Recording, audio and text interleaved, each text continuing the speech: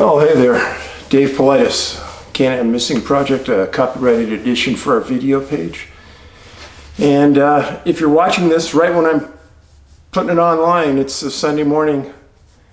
Right now is a good time to go grab some tea, coffee, get your pastry, that's what I'd like, and sit back, and you're going to hear some interesting things today.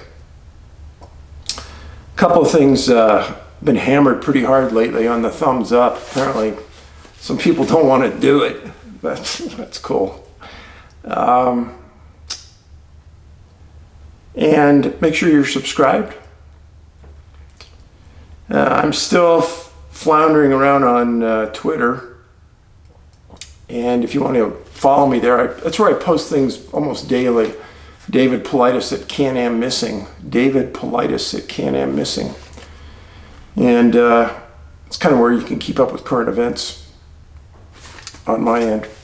So let's get into it. So in the last year, I've had a lot of you send me videos. And a lot of times there's nothing attached to it. Watch this, you'll be interested. So I probably get 100 videos a week to watch. I don't have enough time to watch one hour video, let alone all the ones you send. But the people that do send a video and say, hey, watch this couple of minutes at this timestamp, I'll watch it. If you tell me what it's about and I can find some relevance to what we're doing. So I appreciate those. And I do watch a lot of those. So if you can do that, great. I also like to tell people, don't be gullible. I mean, a lot of the things people send, and I realize you don't know this, but there's a group of people out there in the video world that do nothing but fool you. And that's where they get their kicks. And they'll post something just to see how many people they can fool. And I know it sounds mean, but that's just the reality of what it is. And when I was down in Los Angeles looking for people to do special effects on our first two movies, I met a lot of people, 14 years old, that had abilities that just blow your mind with special effects. So 95% of what you see online that you think is, oh wow, look at that, it's a UFO walking across somebody, or an alien walking across somebody's lawn, or whatever. It's a portal opening. Folks, those are not what they seem to be. Those are people just trying to get clicks to get paid on their YouTube channel. And they're fooling you. So be a critical thinker and demand to know who posted it, their name, and so you can hold them accountable. Because none of these people post their name, or very, very few, especially a truthful name. There's a lot of names floating around out there in the YouTube world, but the majority of them aren't who they say they are. Let's just put it that way. Then I'll also say something about some of these podcasts. When a podcaster puts somebody on, and they don't name them, they don't name a date, and it's just real vague, don't believe them. People say, oh yeah, they don't want to talk about their sighting because they're going to be ridiculed. I never had that problem. I was able to get people to take their picture, post their name, say who they are. So, no, I don't listen to those type of podcasts because I know they're just trying to get listeners to listen. Just my own 2 cents about that. I don't want you guys to be victimized.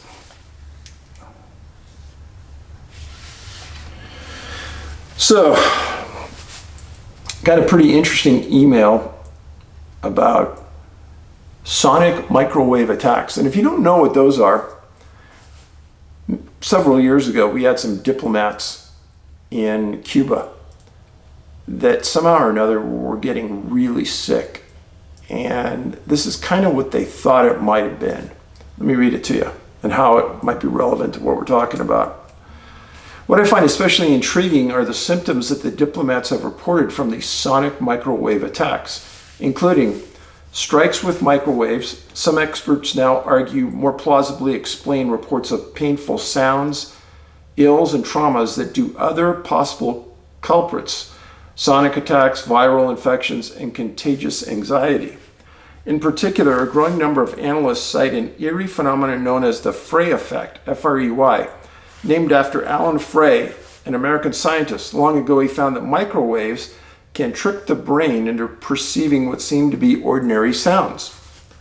The dimensions of the human head, scientists say, make it fairly good antenna for picking up microwave and signals. Frey's first paper in '61 reported that power density is 160 times lower than the standard maximum safe level for continuous exposure could induce the sonic delusions. His second paper in '62 pinpointed the brain's receptor site, the temporal lobes, which extend beneath the temples. Each lobe bears a small region, the auditory cortex, that processes nerve signals from outer and inner ears. Many people, their families, recounted high-pitched sounds in homes and hotel rooms, at times intense enough to incapacitate. Russia, China, and other European states are seen as having the know-how to make best microwave weapons that can debilitate and even kill. Could someone have this capability or something like it? That's the question. Could there be some type of physical phenomenon doing something similar? It could explain sudden confusion. This technology appears to be weaponized and appears to almost be similar to a flashbang to the human body. Flashbang is actually something we used in the SWAT team, and that's used to distract. If you're coming in a home and you want to enter, say, through one side of the house, you throw an explosive device, which is like a cherry bomb, but about 10 times it's more powerful, into the other side of the house. It distracts the occupant so you can make entry. That's what a flashbang is. A flashbang to the human body. What are the effective distances involved? Could this be based from the air? Lots of questions. Thanks for feeding us the facts and keeping us thinking. Keep up your great work. So, if they had the ability to direct an energy weapon like a microwave at somebody and cause them to be incapacitated in some ways, then what would be the end goal? Is that to incapacitate them and then to take them? Why would you do it? How big of a device would you need? And could it be portable enough that you could carry it around? Seems like it'd be illogically hard to maneuver deep in the wilderness, but I don't know. Okay, I wrote this. Here's a note from someone who is so confident with their assertion, they won't even sign their email. If you won't even sign your email to me, my gosh. So, I'm a published author. I can give anybody in the world complete anonymity if they ever write to me and tell me something secretive. Or they say, hey, I don't want my name out. Or I work for this company and here's something really important you need to know. Yeah, I would never give up a name, ever. I have never given up a name. So these people that write with these pretty outlandish statements and then don't sign their name, am I supposed to take that real seriously? Here's what this person said. We live in the natural world. Best leave the unnatural be. You know what happens when you play with fire? Some things are better left alone. Don't go against nature. You are not inviting your deceased loved ones. You invite evil, and evil will get you. The closer we are drawn towards evil, the further the light, goodness, and the Lord will be away from us. Our lives and everything we are given are predestined.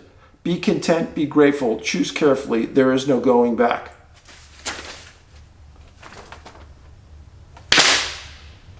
So first of all, if you're a Christian, and you believe in God, and you believe in Jesus Christ, then aren't you protected at some level by God? And God gave us special skills here on earth.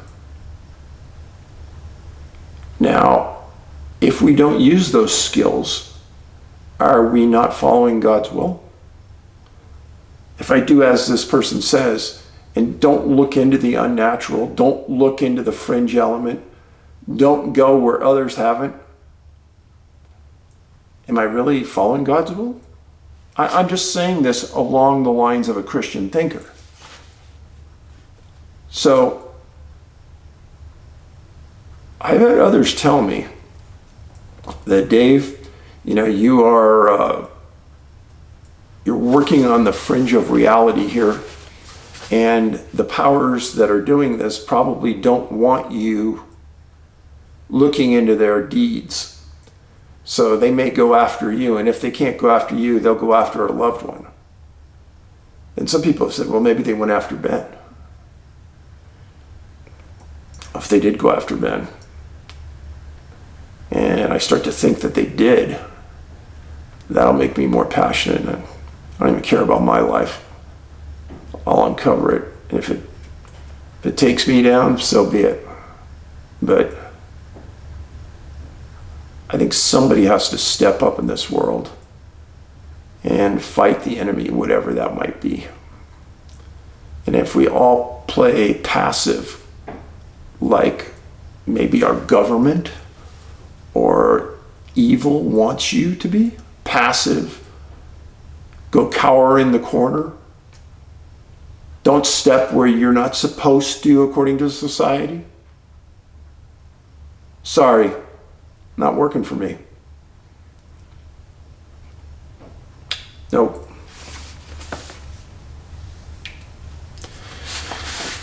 So this came out the other day, and actually, it's a sad story, but I'm glad somebody was paying attention. Sequoia Kings Canyon National Park. Just so you know, Sequoia, Kings Canyon, and Yosemite are pretty much in a row in the Sierra Nevada mountains. A Memorial Day hike, and this is from the National Park Service.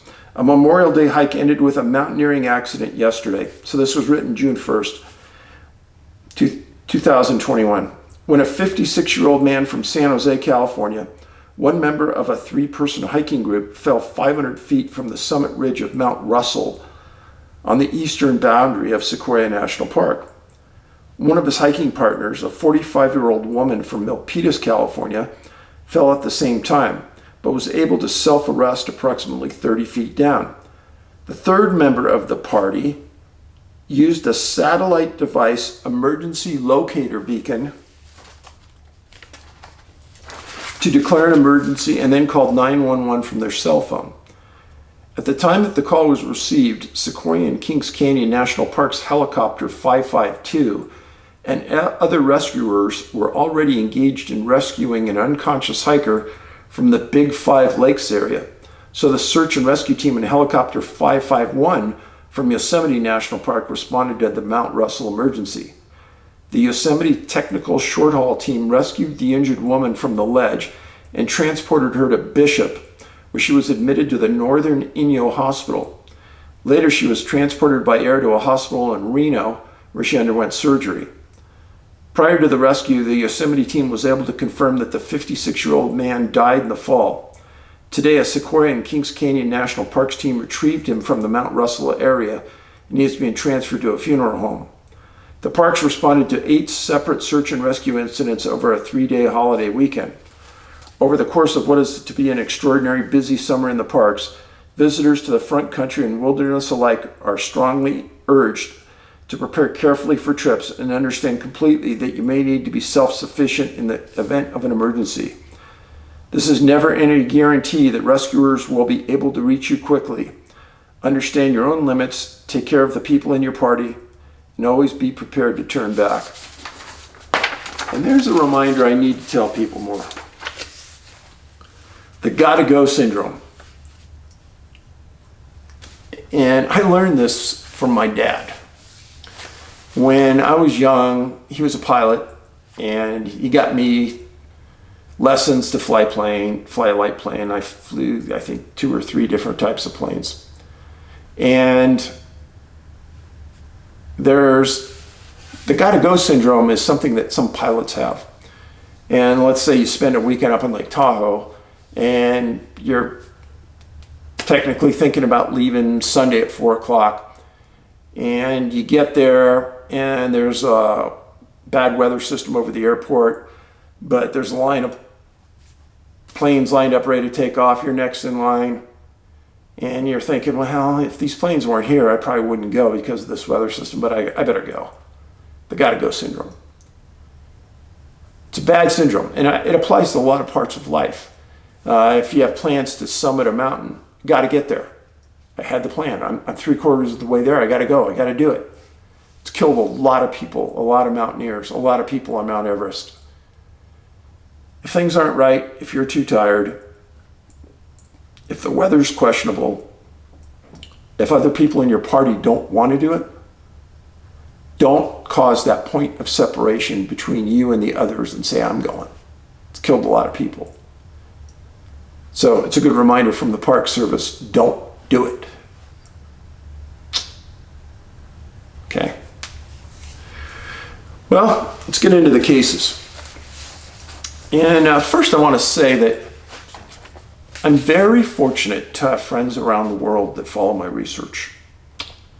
And a number of years ago, I was invited to Australia to do a book tour. And I was invited by Duncan Rhodes of Nexus magazine, Nexus.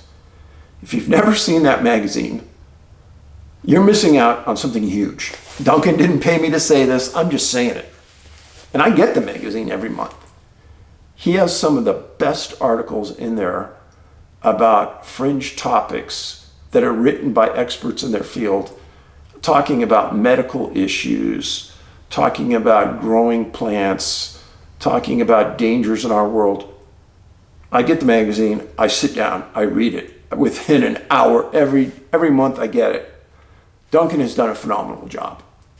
And the reason I'm talking about him here is he got a hold of me, sent me a message about the next case I'm telling you about from Australia. So when we flew there, we flew from LAX nonstop to Sydney, and wow, what a gorgeous city. And then we traveled along the east coast of Australia, hitting a bunch of cities on a book tour that Duncan helped me set up. I'm very grateful. I will say this, out of all the countries I've been to, Australia is near the top of my list. The people are tremendous. The scenery is gorgeous. The food is unbelievable. I'd go back in a heartbeat. Tell you a quick story about what happened in Australia. First of all, a lot of people don't know this, but we were filming in a park in Australia, and it just rained. I kind of fell at an awkward angle. We both heard this loud pop. I either broke my leg or I blew out my tendons, and I barely hobbled out. And I was too afraid to ruin our vacation to go, but it blew up like a cantaloupe.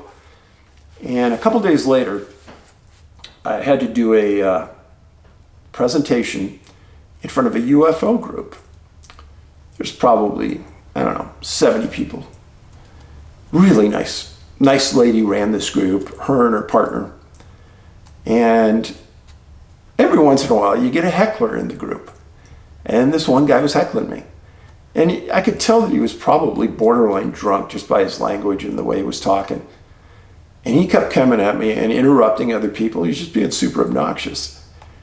And remember, I didn't know it, but my leg was broken. And I was just sitting on a chair up front. And this guy gets up and he starts coming towards me. In the middle of the meeting, and this woman who ran this group gets up and grabs this guy by the shirt in his arms and starts dragging him back out of the room. Now, do you know how many men in the auditorium helped her? None. I couldn't believe it.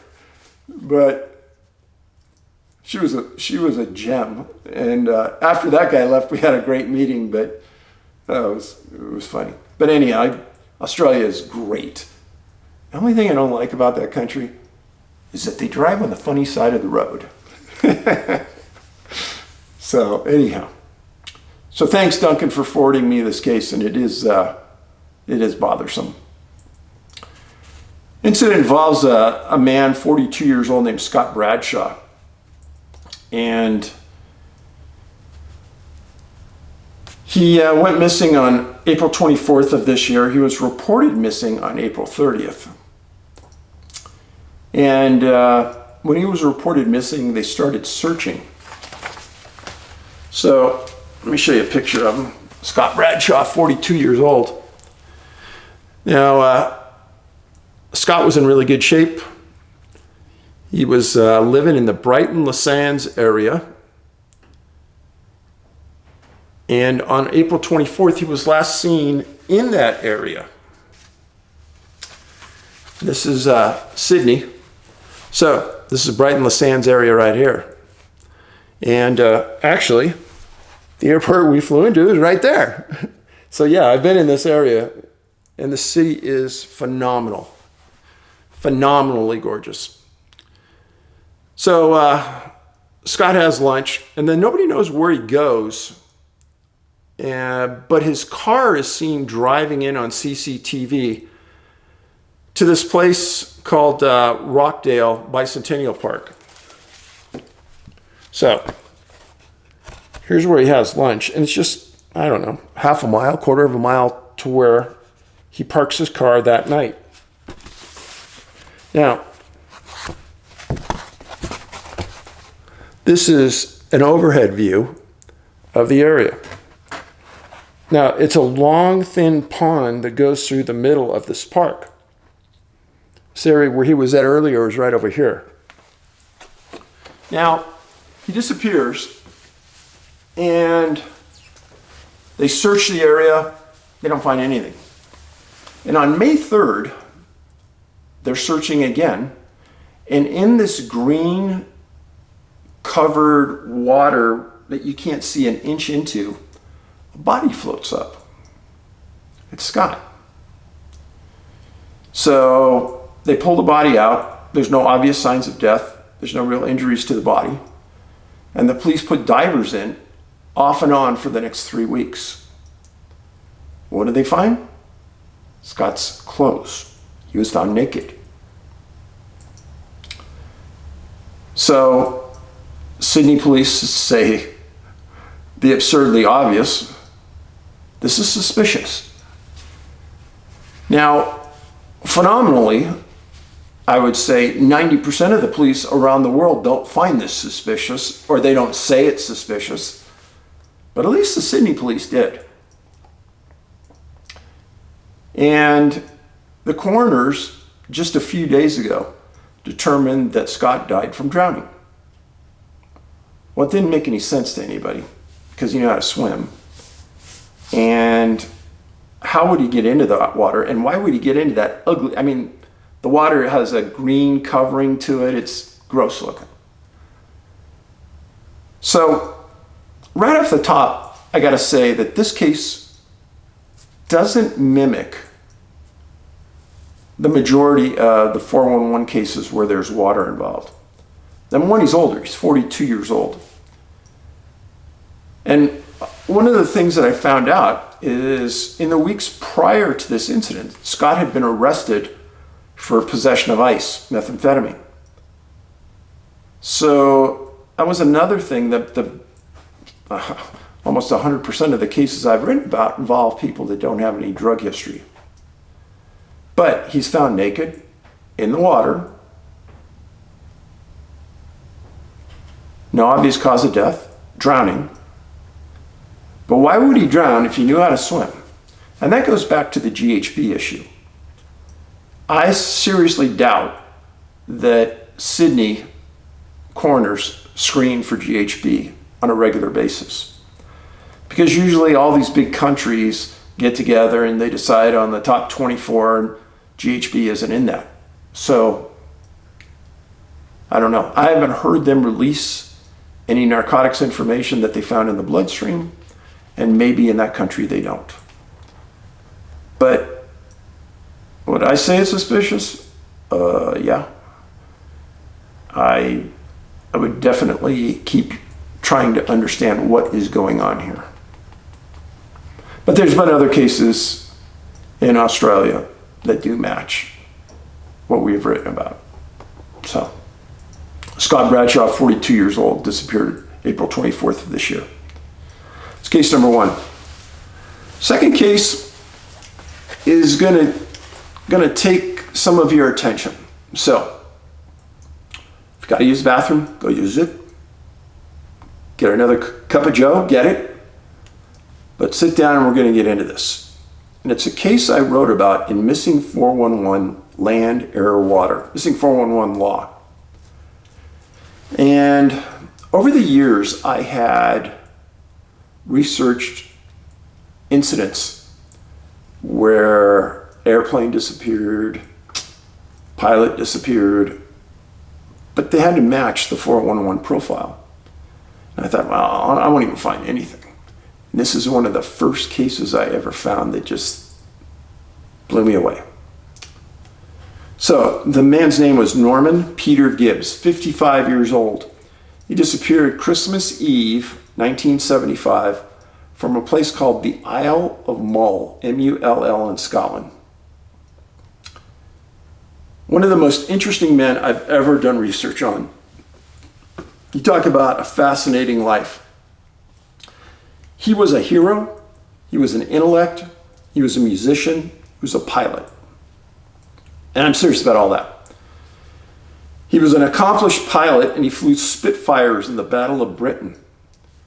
And it was said that he was one of the best pilots in the RAF.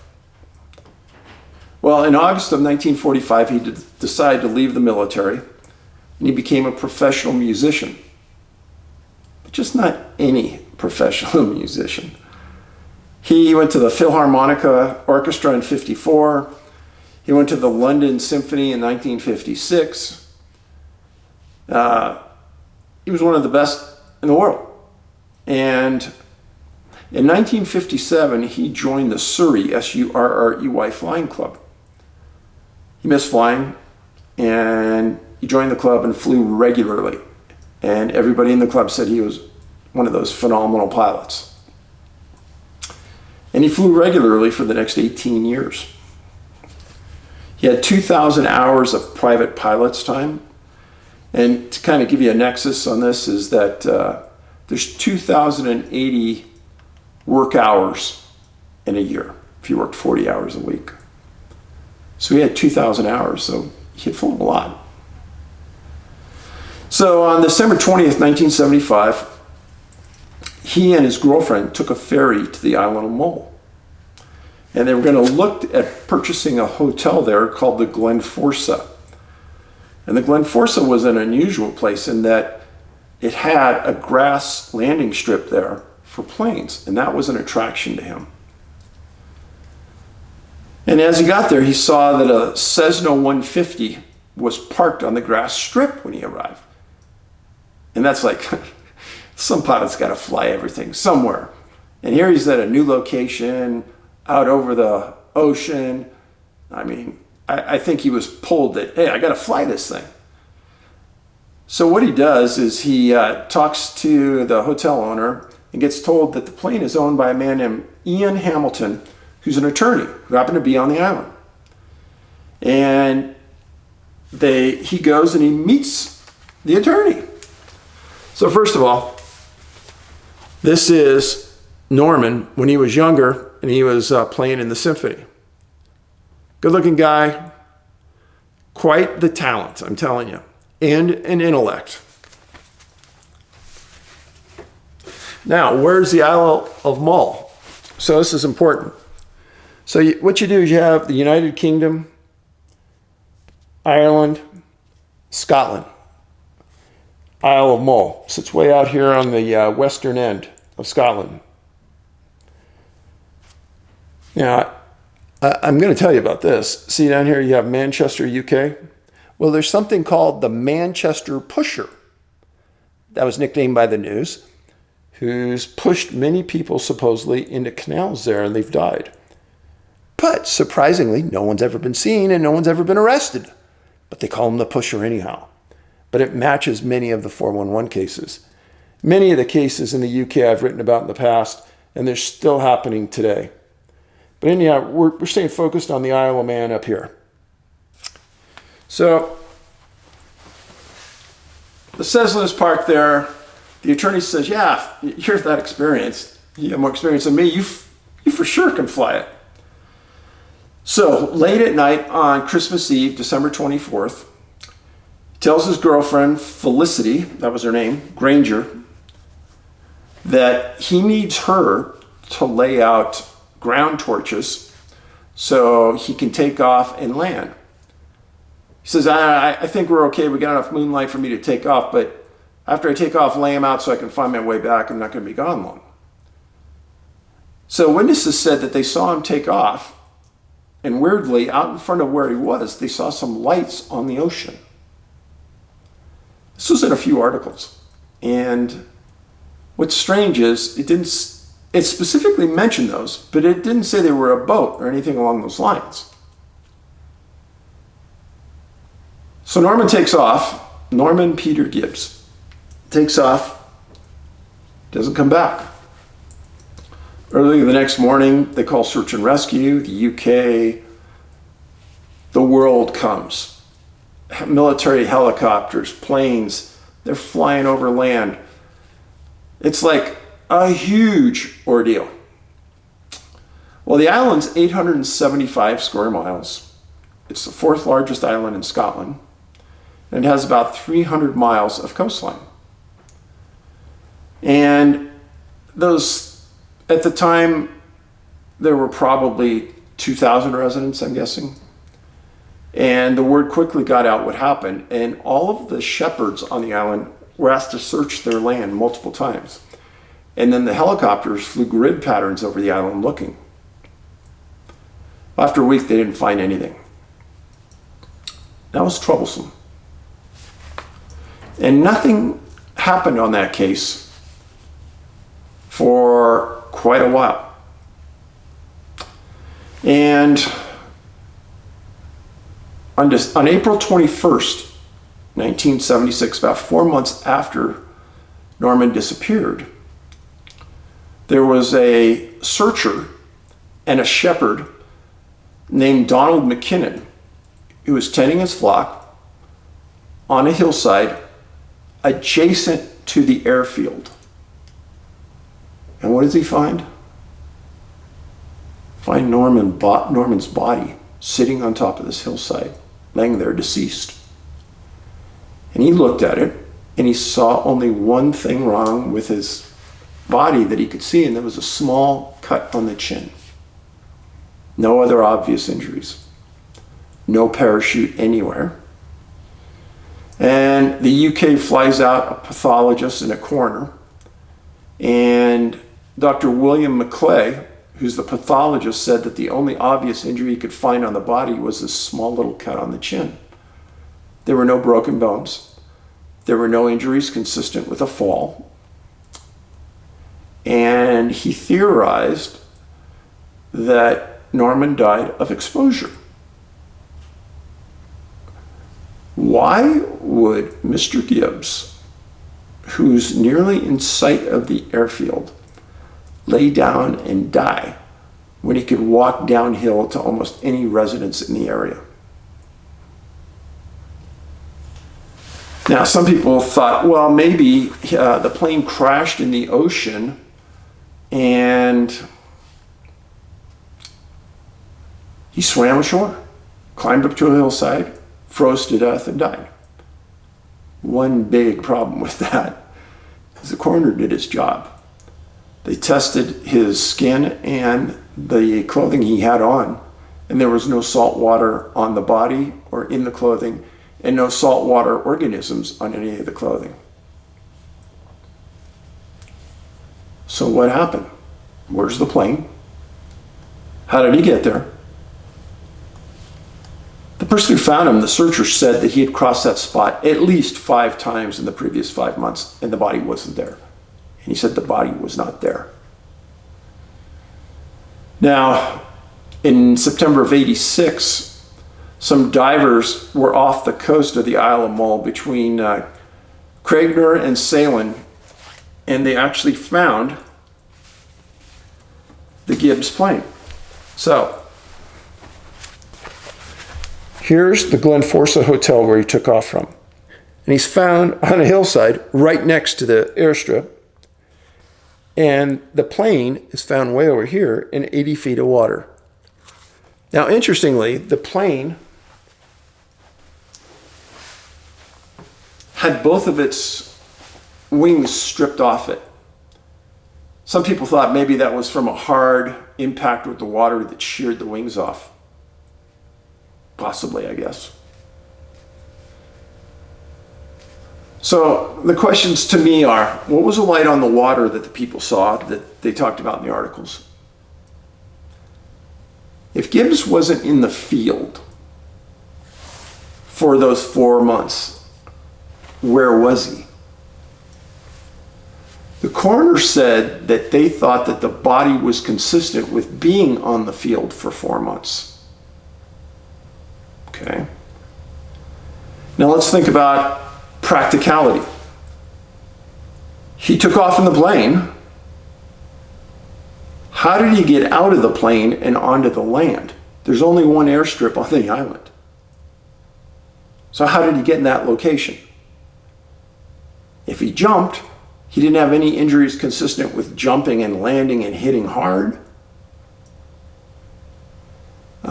Stall speed on that airplane is probably 80 miles an hour. So jumping out of that airplane at 80 miles an hour and hitting the ground, you're going to have some injuries. But how did he get there? Again, it was proven he didn't go in the water. So that's the Norman Peter Gibbs case. It's been one of the most probably researched incidents in the UK when it comes to missing people. But when you think about it, point of separation, when he left his girlfriend, something weird happened. Water everywhere. The cause of death is highly suspect.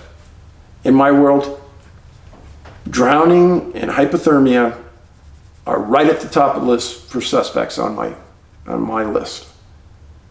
You don't lay down and die and give up when you're hypothermic. I don't believe Norman, with his experience and survival that he got when he was a pilot, I think something very, very unusual happened. What? I don't know. But those are the two cases. Both of them occurred right around water, right in water, which is weird. And I would really appreciate it if you posted these on your social media. You had people watch this. My book, Missing 411, Land, Air, and Water, is filled with cases just like Gibbs' case. Missing planes, missing pilots. And in my world, pilots are a unique breed. They're great observers. You can trust what they say, and they come with a special skill set. So I'm very grateful that I have you as friends here and that our village has kept this going. I hope that I can continue to do this for you, and I hope there's people that want to continue watching. The people from different parts of the world that have a case come in similar to what Duncan sent me about Scott Bradshaw. If you have cases in your part of the world that match our profile, I'm interested in hearing them. So send them in. Emails missing411@yahoo.com. Missing411, the number's 411 at yahoo.com. So thanks again. Be safe. Don't take risks in the wilderness. Don't hike alone. Make sure you check the weather before you go out, and always carry a personal locator beacon. Take care and have a great week.